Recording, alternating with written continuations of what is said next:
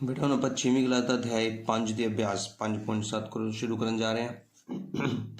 ਧਿਆਨ ਨਾਲ ਦੇਖੋ ਬੇਟਾ, ਇਹਦੇ ਵਿੱਚ ਸਾਨੂੰ ਤ੍ਰਿਭੁਜ ਕੁਆਡਰੀਲੇਟਰਲ ਜਿਸ ਨੂੰ ਅਸੀਂ ਚਤੁਰਭੁਜ ਕਹਿੰਦੇ ਹਾਂ, ਚਤੁਰਭੁਜ ਦੀ ਵਿਸ਼ੇਸ਼ਤਾਵਾਂ, ਚਤੁਰਭੁਜ ਦੀਆਂ ਟਾਈਪਸ ਬਾਰੇ ਡਿਸਕਸ ਕੀਤਾ ਗਿਆ ਹੈ।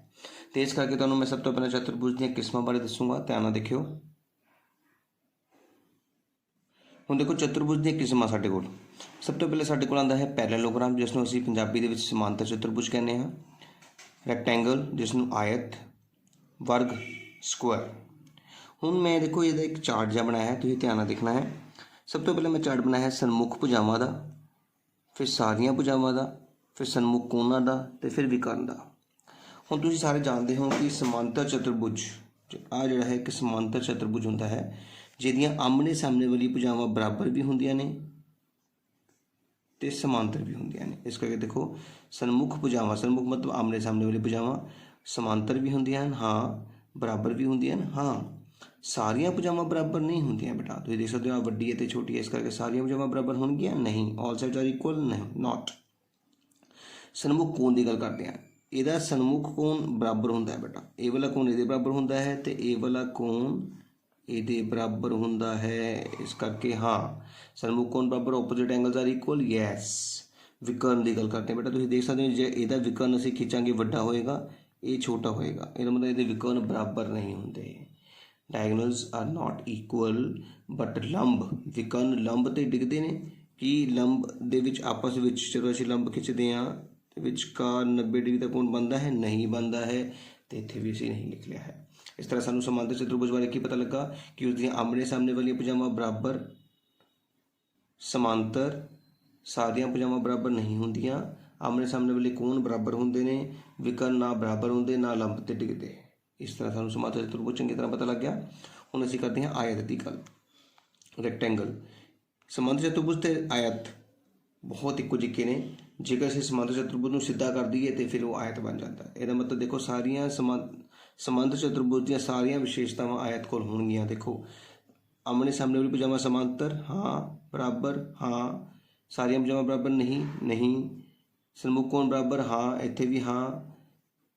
ਵਿਕਰਨ ਹੁਣ ਇੱਥੇ ਚੇਂਜ ਹੋਣਾ ਬੇਟਾ, ਕਿਉਂਕਿ ਜਿਹੜੀ ਚੀਜ਼ ਸਿੱਧੀ ਹੁੰਦੀ ਹੈ ਉਸਦੇ ਵਿਕਰਨ ਵੀ ਆਪਸ ਵਿੱਚ ਬਰਾਬਰ ਹੋ ਜਾਂਦੇ ਨੇ। ਆਇਤ ਦਾ ਹਰੇਕ ਕੋਣ ਬੇਟਾ 90 ਡਿਗਰੀ ਦਾ ਹੁੰਦਾ ਹੈ, ਸਾਰੇ ਕੋਣ 90 ਡਿਗਰੀ ਦੇ ਹੁੰਦੇ ਨੇ, ਇਸ ਗੱਲ ਦਾ ਵੀ ਤੁਸੀਂ ਧਿਆਨ ਰੱਖਣਾ ਹੈ। ਤੇ ਦੇਖੋ ਇੱਥੇ ਵਿਕਰਨ ਬਰਾਬਰ ਹਨ ਪਰ 90 ਤੇ ਨਹੀਂ ਘਟਦੇ, ਬਸ ਇੰਨਾ ਹੀ ਫਰਕ ਆਇਆ ਹੈ। ਇਸ ਕਰਕੇ ਅਸੀਂ ਸਮਾਂਤਰ ਚਤੁਰਭੁਜ ਨੂੰ, ਆਇਤ ਨੂੰ ਇੱਕ ਸਮਾਂਤਰ ਚਤੁਰਭੁਜ ਵੀ ਕਹਿ ਸਕਦੇ ਹਾਂ। ਅੱਗੇ ਕਰਦੇ ਹਾਂ ਵਰਗ। ਵਰਗ ਦੇ ਕੋਲ ਤਾਂ ਇਹਨਾਂ ਦੀਆਂ ਸਾਰੀਆਂ ਹੀ ਹੁੰਦੀਆਂ ਨੇ। ਦੇਖੋ ਵਰਗ ਦੀਆਂ ਵੀ ਆਮਣੇ ਸਾਹਮਣੇ ਵਾਲੀ ਭੁਜਾਵਾਂ ਬਰਾਬਰ, ਸਮਾਂਤਰ ਹੁੰਦੀਆਂ ਨੇ। ਦੇਖੋ ਹੋ ਗਿਆ, ਸਾਰੀਆਂ ਭੁਜਾਵਾਂ ਬਰਾਬਰ, ਹਾਂ ਬੇਟਾ, ਵਰਗ ਦੇ ਕੋਲ ਸਾਰੀਆਂ ਭੁਜਾਵਾਂ ਬਰਾਬਰ ਹੁੰਦੀਆਂ ਨੇ। ਇਹ ਚਾਰੇ ਸਾਈਡਸ ਆਪਸ 'ਚ ਬਰਾਬਰ ਹੁੰਦੇ ਨੇ, ਹਰੇਕ ਕੋਣ 90 ਡਿਗਰੀ ਦਾ ਹੁੰਦਾ ਹੈ। ਵਰਗ ਦਾ ਵਿਕਰਨ ਵੀ ਬਰਾਬਰ ਹੁੰਦਾ ਹੈ, ਦੋਨੇ ਵਿਕਰਨ ਆਪਸ ਵਿੱਚ ਬਰਾਬਰ ਵੀ ਹੁੰਦੇ ਨੇ ਤੇ ਲੰਬ ਤੇ ਵੀ ਡਿੱਗਦੇ ਨੇ। ਇਸ ਕਰਕੇ ਵਰਗ ਕੋਲ ਤਾਂ ਸਾਰੀਆਂ ਹੀ ਹੁੰਦੀਆਂ ਨੇ। ਦੇਖੋ ਹਾਂ ਹਾਂ ਹਾਂ ਹਾਂ, ਸਾਰੇ ਹੀ ਹਾਂ ਹੁੰਦੇ ਨੇ। ਵਰਗ ਕੋਲ ਸਾਰੀ ਪ੍ਰੋਪਰਟੀਜ਼ ਹੁੰਦੀਆਂ ਨੇ ਬੇਟਾ ਚਤੁਰਭੁਜ ਦੀਆਂ। ਆਮਣੇ ਸਾਹਮਣੇ ਵਾਲੀ ਭੁਜਾਵਾਂ ਸਮਾਂਤਰ, ਬਰਾਬਰ, ਸਾਰੀਆਂ ਭੁਜਾਵਾਂ ਬਰਾਬਰ, ਵਿਕਰਨ ਬਰਾਬਰ, ਸਨਮੁਖ ਕੋਣ ਬਰਾਬਰ, ਵਿਕਰਨ 90 ਤੇ ਵੀ ਘਟਦੇ ਨੇ। ਲੱਗੀ ਸਮਝ? ਹੁਣ ਅੱਗੇ ਦੇਖਦੇ ਹਾਂ ਅਸੀਂ ਦੋ ਹੋਰ ਕਰਾਂਗੇ। ਇੱਕ ਹੈ ਰੋਮਬਸ ਸਮਚਤੁਰਭੁਜ ਤੇ ਇੱਕ ਹੈ ਸਮਲੰਬ ਟ੍ਰੈਪੀਜ਼ੀਅਮ। ਸ਼ੇਪ ਵੀ ਦੇਖਣੀ ਹੈ ਬੇਟਾ ਤੁਸੀਂ, ਰੋਮਬਸ ਦੀ ਸ਼ੇਪ। ਰੋਮਬਸ ਵਰਗ ਜਗ੍ਹਾ ਹੁੰਦਾ ਬੇਟਾ, ਰੋਮਬਸ ਦੀਆਂ ਵੀ ਸਾਰੀਆਂ ਭੁਜਾਵਾਂ ਬਰਾਬਰ ਹੁੰਦੀਆਂ ਨੇ ਬੇਟਾ, ਪਰ ਉਸਦੇ ਸਾਰੇ ਕੋਣ 90 ਨਹੀਂ ਹੁੰਦੇ।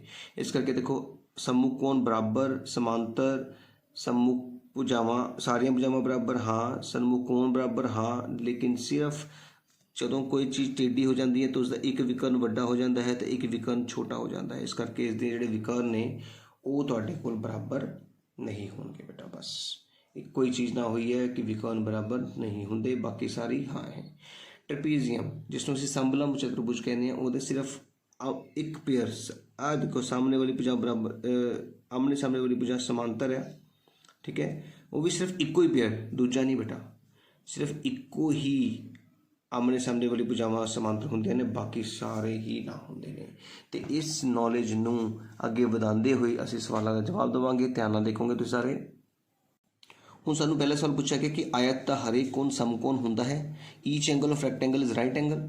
तो ਤੁਹਾਨੂੰ मैं दसिया बेटा कि आयत आया है, देखो आयत ਤੇ ਆਇਤ ਦਾ ਹਰੇਕ ਕੋਣ 90 डिग्री ਦਾ ਹੁੰਦਾ ਹੈ। मैं ਤੁਹਾਨੂੰ ਦੱਸ ਚੁੱਕਾ है, ਇਹਦਾ मतलब ये सच कह रहा है, सही है, ट्रू है। अभी अपना आंसर लिख लिया है बेटा। ਹੁਣ अगला भाग देखो, आयत ਦੀਆਂ सन्मुख भुजावां ਦੀ ਲੰਬਾਈਆਂ ਬਰਾਬਰ ਹੁੰਦੀ ਹੈ। ਹੁਣ आयत ਦੀਆਂ सन्मुख मतलब opposite sides of rectangle are equal in length. फिर दोबारा गल बेटा आयत दी हुई है कि ਉਹਦੀ सन्मुख भुजावां देखो, सन्मुख भुजावां बराबर ਹੁੰਦੀਆਂ ਨੇ। बिल्कुल सही, ਅਸੀਂ याद कर चुके ਸੀ कि ਉਹਦੀ सन्मुख भुजावां आपस ਵਿੱਚ बराबर ਹੁੰਦੀਆਂ ਨੇ, सच। इस तरह आप अपना आंसर लिख लिया है। तीजा भाग करते हैं, ध्यान ਨਾਲ देखियो। वर्ग ਦੇ ਵਿਕਰਨ ਇੱਕ ਦੂਜੇ ਉੱਤੇ ਲੰਬ ਤੇ ਡਿੱਗਦੇ ਹਨ। The diagonals are of square are perpendicular to each other. ਆਪਾਂ ਯਾਦ ਕੀਤਾ ਬੇਟਾ, ਸਕੁਅਰ वर्ग ਦੇ ਜਿਹੜੇ ਵਿਕਰਨ ਹੈ ਉਹ ਲੰਬ ਤੇ ਡਿੱਗਦੇ ਹਨ। ਯੈਸ, ਹਾਂ ਕੀਤੀ ਹੈ ਨਾ ਬੇਟਾ, ਕਿ वर्ग ਦੇ ਜਿਹੜੇ ਵਿਕਰਨ ਨੇ ਉਹ वर्ग ਦੇ ਕੋਲ ਤਾਂ ਸਾਰੇ ਹੀ ਹਾਂ ਹੁੰਦੇ ਨੇ ਬੇਟਾ, ਇਸ ਕਰਕੇ ਇੱਥੇ ਯੈਸ ਆਏਗਾ, ਟਰੂ ਆਏਗਾ। ਤੇ ਇਸ ਤਰ੍ਹਾਂ ਆਪਣਾ ਆਂਸਰ ਲਿਖ ਲਿਆ ਗਿਆ ਹੈ। ਸਮ ਚਤੁਰਭੁਜ ਦੀਆਂ ਸਾਰੀਆਂ ਭੁਜਾਵਾਂ ਬਰਾਬਰ ਹੁੰਦੀਆਂ ਹਨ। ਬਿਲਕੁਲ, ਰੋਮਬਸ ਦੀਆਂ ਸਾਰੀਆਂ ਭੁਜਾਵਾਂ ਬਰਾਬਰ ਹੁੰਦੀਆਂ ਹਨ, ਅਸੀਂ ਇਹ ਦੱਸ ਚੁੱਕੇ ਹਾਂ। ਬੇਟਾ ਰੋਮਬਸ ਤੇ वर्ग ਦੋਨਾਂ ਦੀਆਂ ਸਾਰੀਆਂ ਭੁਜਾਵਾਂ ਬਰਾਬਰ ਹੁੰਦੀ ਹੈ। ਠੀਕ ਹੈ बेटा, अपना आंसर लिख लिया है। अखीरला भाग देखो, समांतर चतुर्भुज ਦੀਆਂ ਸਾਰੀਆਂ ਭੁਜਾਵਾਂ ਬਰਾਬਰ ਲੰਬਾਈ ਦੀਆਂ ਹੁੰਦੀਆਂ ਹਨ। समांतर चतुर्भुज बेटा पैरेललोग्राम ਦੀਆਂ ਸਾਰੀਆਂ ਭੁਜਾਵਾਂ ਬਰਾਬਰ ਹੁੰਦੀਆਂ ਹਨ।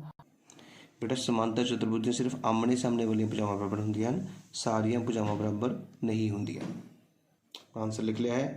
लास्ट भाग देखो, समलंब ਦੇ सन्मुख ਭੁਜਾਵਾਂ समांतर ਹੁੰਦੀਆਂ ਹਨ। The opposite sides of trapezium are parallel. अपना आंसर लिख चुके हैं बेटा। अगला सवाल देखो, ਹੁਣ ਦੂਜੇ ਕੁਐਸਚਨ 'ਚ ਕਿਹਾ ਗਿਆ ਕਿ ਹੇਠ ਲਿਖਿਆ ਦੇ ਲਈ ਕਾਰਨ ਦੱਸੋ बेटा। ਕਹਿੰਦਾ ਕਿ वर्ग ਨੂੰ ਇੱਕ ਵਿਸ਼ੇਸ਼ ਪ੍ਰਕਾਰ ਦੀ ਆਇਤ ਸਮਝਿਆ ਜਾ ਸਕਦਾ ਹੈ। ਹੁਣ ਤੁਸੀਂ ਦੇਖਣਾ ਧਿਆਨ ਨਾਲ, वर्ग ਨੂੰ ਆਇਤ ਕਿੱਦਾਂ ਬਣਾਇਆ ਜਾ ਸਕਦਾ ਹੈ। ਇਹ ਤੁਹਾਡੇ ਕੋਲ वर्ग ਹੈ, ਇਹ ਆਇਤ ਹੈ। ਹੁਣ ਦੇਖੋ वर्ग ਦੇ ਕੋਲ ਆਇਤ ਦੀਆਂ ਸਾਰੀਆਂ ਵਿਸ਼ੇਸ਼ਤਾਵਾਂ ਹੈਗੀਆਂ। ਦੇਖੋ ਇੱਥੇ ਹਾਂ, ਆਇਤ ਦੀ ਹਾਂ, ਹਾਂ ਹਾਂ, ਨਹੀਂ ਤਾਂ ਹਾਂ ਵੱਧ ਗਿਆ, ਹਾਂ ਹਾਂ। ਜਿੰਨੇ ਆਇਤ ਕੋਲ ਹਾਂ ਹੈ ਉੱਥੇ वर्ग ਕੋਲ ਵੀ ਹਾਂ ਹੈ ਨਾ। ਇਹਦਾ ਮਤਲਬ वर्ग ਦੇ ਕੋਲ ਸਾਰੀਆਂ ਵਿਸ਼ੇਸ਼ਤਾਵਾਂ ਕਿਹਦੀਆਂ ਨੇ, ਆਇਤ ਦੀਆਂ ਨੇ। ਇਸ ਕਰਕੇ वर्ग ਨੂੰ ਇੱਕ ਸਪੈਸ਼ਲ ਵਿਸ਼ੇਸ਼ ਆਇਤ ਕਿਹਾ ਜਾ ਸਕਦਾ ਹੈ। ਜੇ ਕਿਸੇ ਵੀ ਚਤੁਰਭੁਜ ਕੋਲ ਦੂਜੇ ਚਤੁਰਭੁਜ ਦੀਆਂ ਸਾਰੀਆਂ ਵਿਸ਼ੇਸ਼ਤਾਵਾਂ ਹੋਣ ਤਾਂ ਉਸ ਨੂੰ ਅਸੀਂ ਦੂਜਾ ਚਤੁਰਭੁਜ ਵੀ ਕਿਹਾ ਜਾ ਸਕਦਾ ਹੈ। ਜਿਵੇਂ ਕਿ ਅਸੀਂ ਲਿਖਿਆ ਹੈ, ਦੇਖੋ ਪਹਿਲਾਂ ਮੈਂ ਤੁਹਾਨੂੰ ਦੱਸ ਰਿਹਾ, वर्ग ਕੋਲ ਆਇਤ ਦੀਆਂ ਸਾਰੀਆਂ ਵਿਸ਼ੇਸ਼ਤਾਵਾਂ ਹਨ, ਇਸ ਲਈ ਇਸ ਨੂੰ ਵਿਸ਼ੇਸ਼ ਪ੍ਰਕਾਰ ਦਾ ਆਇਤ ਹੈ। A square has all the properties as that of rectangle, so it is a special rectangle। ਇਹ ਵਧੀਆ ਆਨਸਰ ਹੈ। ਇਸ ਤੋਂ ਇਲਾਵਾ ਅਸੀਂ ਲਿਖ ਸਕਦੇ ਹਾਂ ਕਿ ਆਇਤ ਜੇ ਉਸਦੀਆਂ ਸਾਰੀਆਂ ਭੁਜਾਵਾਂ ਅਸੀਂ ਬਰਾਬਰ ਕਰ ਦਈਏ ਤਾਂ ਉਹ वर्ग ਬਣ ਜਾਂਦਾ ਹੈ। ਇਸ ਕਰਕੇ वर्ग ਨੂੰ ਆਇਤ ਵੀ ਕਿਹਾ ਜਾ ਸਕਦਾ ਹੈ। when all sides of rectangle are equal then it is square। ਪਰ ਇਹ ਜਾਂ ਲਿਖਿਆ ਦੇਖੋ ਮੈਂ ਤੁਹਾਡੇ ਕੋਲ ਸਾਹਮਣੇ, ਜਾਂ ਦਾ ਮਤਲਬ ਹੈ ਜਾਂ ਤਾਂ ਤੁਸੀਂ ਇਹ ਆਨਸਰ ਲਿਖ ਸਕਦੇ ਹੋ ਜਾਂ ਇਹ ਵਾਲਾ ਆਨਸਰ, ਤੇ ਇਹ ਵਾਲਾ ਆਨਸਰ ਤੁਹਾਡਾ ਬੈਸਟ ਆਨਸਰ ਹੈ। ਇਹ ਵੀ ਤੁਸੀਂ ਲਿਖ ਸਕਦੇ ਹੋ, ਜੋ ਕਿ ਸੌਖਾ ਹੈ ਤੁਹਾਡੇ ਲਈ, ਯਾਦ ਕਰਨਾ ਵੀ ਈਜ਼ੀ ਹੈ। ਹੁਣ ਇਹਦਾ ਵੀ ਭਾਗ ਕਰਾਂਗੇ। ਬੀ ਭਾਗ ਦੇ ਵਿੱਚ ਸਾਨੂੰ ਕੀ ਕਿਹਾ ਜਾ ਰਿਹਾ, ਧਿਆਨ ਦੇਖਣਾ ਹੈ। ਆਇਤ ਨੂੰ ਇੱਕ ਵਿਸ਼ੇਸ਼ ਪ੍ਰਕਾਰ ਦੇ ਸਮਾਂਤਰ ਚਤੁਰਭੁਜ ਕਿਹਾ ਜਾਂਦਾ। ਹੁਣ ਦੇਖੋ ਆਇਤ ਨੂੰ ਸਮਾਂਤਰ ਚਤੁਰਭੁਜ ਉਦੋਂ ਹੀ ਕਵਾਂਗੇ ਜੇ ਆਇਤ ਕੋਲ ਸਮਾਂਤਰ ਚਤੁਰਭੁਜ ਦੀਆਂ ਸਾਰੀਆਂ ਵਿਸ਼ੇਸ਼ਤਾਵਾਂ ਹੋਣ। ਅਸੀਂ ਦੇਖ ਲੈਂਦੇ ਹਾਂ ਆਇਤ ਤੇ ਸਮਾਂਤਰ ਚਤੁਰਭੁਜ, ਜਿੱਥੇ ਜਿੱਥੇ ਸਮਾਂਤਰ ਚਤੁਰਭੁਜ ਦੇ ਕੋਲ ਹਾਂ ਹੈ ਉਹ ਆਇਤ ਕੋਲ ਵੀ ਦੇਖੋ ਹਾਂ ਹੈ, ਹਾਂ ਹਾਂ ਹਾਂ ਹਾਂ ਹੈ ਨਾ। ਨਹੀਂ ਦੀ ਥਾਂ ਹਾਂ ਦਾ ਮਤਲਬ ਜ਼ਿਆਦਾ ਹੋ ਗਿਆ ਨਾ। ਤੁਸੀਂ ਇਹ ਦੇਖਣਾ ਕਿ ਸਮਾਂਤਰ ਚਤੁਰਭੁਜ ਦੇ ਕੋਲ ਜਿੱਥੇ ਜਿੱਥੇ ਹਾਂ ਹੈ ਉੱਥੇ ਆਇਤ ਦੇ ਕੋਲ ਵੀ ਹਾਂ ਹੈਗੀ। ਇਹਦਾ ਮਤਲਬ ਆਇਤ ਕੋਲ ਸਮਾਂਤਰ ਚਤੁਰਭੁਜ ਦੀਆਂ ਸਾਰੀਆਂ ਵਿਸ਼ੇਸ਼ਤਾਵਾਂ ਨੇ, ਇਸ ਕਰਕੇ ਆਇਤ ਨੂੰ ਸਮਾਂਤਰ ਚਤੁਰਭੁਜ ਕਿਹਾ ਜਾ ਸਕਦਾ ਹੈ। ਤਾਂ ਅਸੀਂ ਲਿਖ ਲਿਆ ਬੇਟਾ, ਆਇਤ ਕੋਲ ਸਮਾਂਤਰ ਚਤੁਰਭੁਜ ਦੀਆਂ ਸਾਰੀਆਂ ਵਿਸ਼ੇਸ਼ਤਾਵਾਂ ਹਨ, ਇਸ ਲਈ ਆਇਤ ਨੂੰ ਵਿਸ਼ੇਸ਼ ਪ੍ਰਕਾਰ ਦੇ ਸਮਾਂਤਰ ਚਤੁਰਭੁਜ ਸਮਝਿਆ ਜਾ ਸਕਦਾ ਹੈ। A rectangle has all the properties as that of parallelogram। ਇੱਕੋ ਹੀ ਲਾਈਨ ਬਾਰ ਬਾਰ ਦੁਹਰਾ ਰਹੇ ਤਾਂ ਕਿ ਤੁਹਾਨੂੰ ਈਜ਼ੀਲੀ ਯਾਦ ਹੋ ਸਕੇ। So it is special parallelogram. ਹੁਣ ਸੀ ਭਾਗ ਦੇਖਦੇ ਹਾਂ ਬੇਟਾ। ਸੀ ਭਾਗ ਵਿੱਚ ਸਾਨੂੰ ਕਿਹਾ ਗਿਆ ਹੈ ਕਿ वर्ग ਨੂੰ ਇੱਕ ਵਿਸ਼ੇਸ਼ ਪ੍ਰਕਾਰ ਦੇ ਸਮ ਚਤੁਰਭੁਜ ਸਮਝਿਆ ਜਾ ਸਕਦਾ ਹੈ।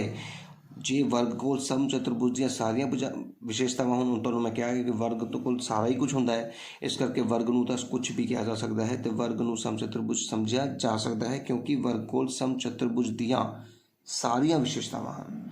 ਇਸ ਲਈ वर्ग ਨੂੰ ਇੱਕ ਵਿਸ਼ੇਸ਼ ਪ੍ਰਕਾਰ ਦੇ ਸਮ ਚਤੁਰਭੁਜ ਸਮਝਿਆ ਜਾ ਸਕਦਾ ਹੈ। A square has all properties as that of rhombus, so it is special rhombus। Clear बेटा। वर्ग आयत ते समांतर चतुर्भुज विचों हरेक एक चतुर्भुज है। Square rectangle parallelograms all are quadrilaterals. बेटा तुहानूं सारिਆਂ ਨੂੰ ਦੱਸਿਆ ਕਿ चतुर्भुज ਦਾ मतलब ਕੀ ਹੁੰਦਾ ਹੈ, ਚਾਰ ਭੁਜਾਵਾਂ ਤੋਂ ਬਣਨ ਵਾਲੀ ਇੱਕ ਆਕ੍ਰਿਤੀ ਬਹੁਭੁਜ ਤੇ ਇਹ ਸਾਰੇ 4 ਰੇਖਾਖੰਡ ਤੋਂ ਬਣੇ ਹੁੰਦੇ ਨੇ, ਕਿਉਂਕਿ ਤੁਹਾਨੂੰ ਪਤਾ ਹੈ ਵਰਗ, ਆਇਤ ਤੇ ਸਮਾਂਤਰ ਚਤੁਰਭੁਜ ਸਾਰੇ ਹੀ 4 ਭੁਜਾਵਾਂ ਤੋਂ ਬਣਦੇ ਨੇ। ਤੁਸੀਂ ਦੇਖ ਸਕਦੇ ਹੋ ਵਰਗ ਦੇ ਕੋਲ ਵੀ 4 ਭੁਜਾਵਾਂ, ਆਇਤ ਕੋਲ ਵੀ 4 ਭੁਜਾਵਾਂ, ਸਮਾਂਤਰ ਚਤੁਰਭੁਜ ਕੋਲ ਵੀ 4 ਭੁਜਾਵਾਂ, ਤੇ ਇਸ ਕਰਕੇ ਇਹਨਾਂ ਨੂੰ ਅਸੀਂ ਚਤੁਰਭੁਜ ਕਹਿੰਦੇ ਹਾਂ। ठीक है ना। All these are enclosed by 4 sides, so these are called quadrilaterals. चौथा भाग देते हैं अगला भाग। वर्ग एक समांतर चतुर्भुज है। मैं तुहानूं क्या वर्ग नूं तां कुछ भी किया जा सकता है, क्योंकि वर्ग कोल सारे हाँ होंदे ने। इसके वर्ग कोल समांतर चतुर्भुज दीयां सारियां विशेषतावां हन, सो इस करके इक्को ही लाइन बार बार दोहरा रहे हैं। इत्थे वर्ग समांतर चतुर्भुज है तो वर्ग कोल समांतर चतुर्भुज दीयां सारियां विशेषतावां हन, इस करके वर्ग एक समांतर चतुर्भुज है। A square has all the properties as that of parallelogram, so it is a special parallelogram. तो इस तरह साडा दूजा सवाल भी कंप्लीट हो गया है। उम्मीद करना है कि तुहानूं समझ आया होगा। हुण इसका तीजा सवाल देखो, कहते कि एक बहुभुज सम हुंदा है, रैगूलर हुंदा है कदों, जदों उसदियां सारियां भुजावां ते सारे कोण बराबर हुंदे ने। की तुहाडे कोल कोई इस तरह का कोई चतुर्भुज है? हाँ बेटा, वर्ग जिहड़ा है एक, तुहानूं मैं कहना वर्ग कोल सारे ही हाँ हुंदे ने, ते वर्ग एक सम चतुर्भुज है, मतलब वर्ग एक रैगूलर क्वाड्रिलेटरल है साढ़े कोल। तो इस तरह साढ़े कोल अभ्यास 5.7 कंप्लीट हो गई है बेटा। जेकर मेरी वीडियो वधिया लगी होवे, तुहानूं समझ आया होवे तो जरूर उसनूं लाइक करो, जरूर कमेंट करिया करो, तो मेरे चैनल नूं बेटा सबसक्राइब करना ना भुल्लिओ।